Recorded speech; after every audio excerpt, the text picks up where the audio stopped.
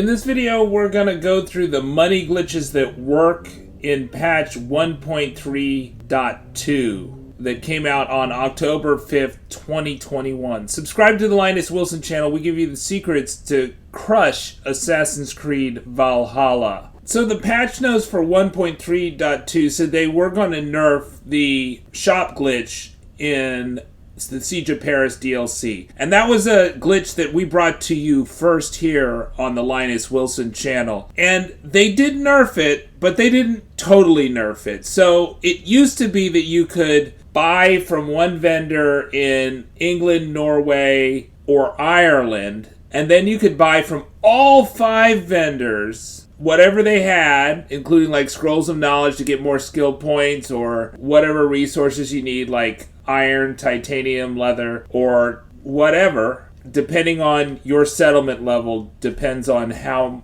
much the merchants have. But in patch 1.3.2, you can now only buy from one extra merchant in the Siege of Paris. So before Siege of Paris, you could only buy from one merchant every time you level up or every time the shops reset. We've shown you on this channel that the shops reset either every 3 hours the game is on where you're not doing anything, something like that, 2 to 3 hours, or every time you level up through XP. So they've made it so now, instead of getting potentially 6 scrolls of knowledge every time you level up, you can only get 2 now, right? If you got settlement level 6, and scrolls of knowledge give you a skill point if you've not got to max skill points. The other really nice glitch that we wanted to check out was this stables glitch. And it seems like that one is still alive and well, that you can go to the stables, and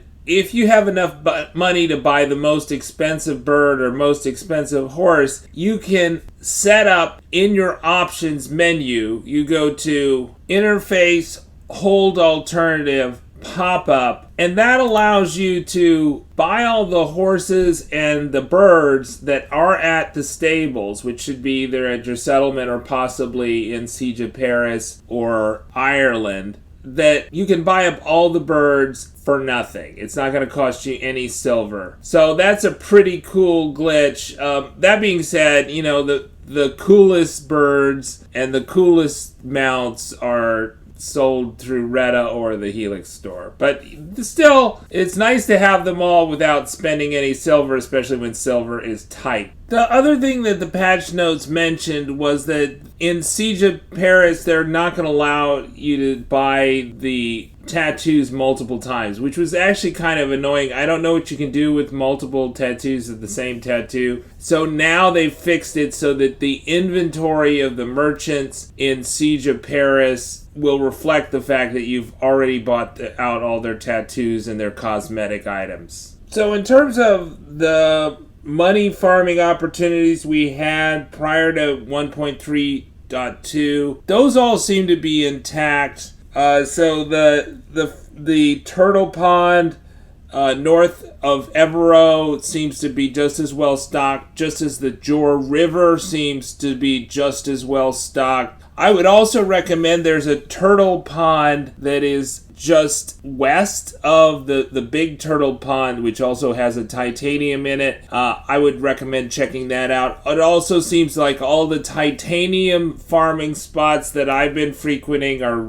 refreshing at the same rate. So it seems like that you can farm the fish and you can farm the titanium no problem. It's always harder to farm the iron, and that's why I prefer the merchants for buying the iron. And you know, the extra bonus, if you go to that tiny pond, which you can wade in partially, there's some bears there, and you can farm those bears for leather. I think it's easiest just to use the spear, and if you have the looter skill for the raven, that makes fishing a lot easier, but if you have the auto loot, that also helps too. And you can also use your bow when farming these things. I don't think there's any reason to waste your time using your abilities to fish. but some low-skilled channels may recommend that. The other unlimited glitch is the arrow glitch, and if you are at the helm of your longship, you have unlimited arrows while you're shooting, which is very helpful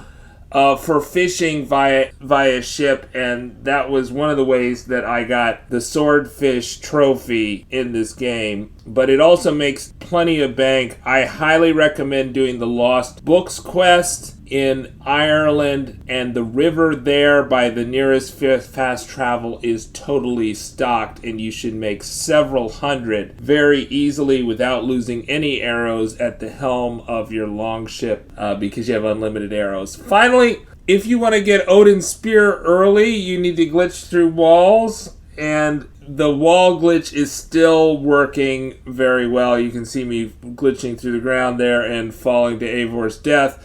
But what you need to do with that is you need to have your hands free, and you need to have this like level 13 skill, which you probably which you already have. Check out my video about this. And with your hands free, and if you go to the wheel and you use the fishing line and you get your timing right, then you should be able to glitch through any door, any wall, anywhere in the game. But as the fact that we've been desynchronized here, this is a good indication that probably you want to save before you do that, because you could glitch right through the map. Finally, everybody's favorite money glitch is the beggar-raven glitch, and I went back to the beggars in London just for kicks. That's been patched since 1.3.0, and I know how to wake them up by aiming my arrow at them, my bow at them, but they do not interact and they don't give runes. So, bummer to that.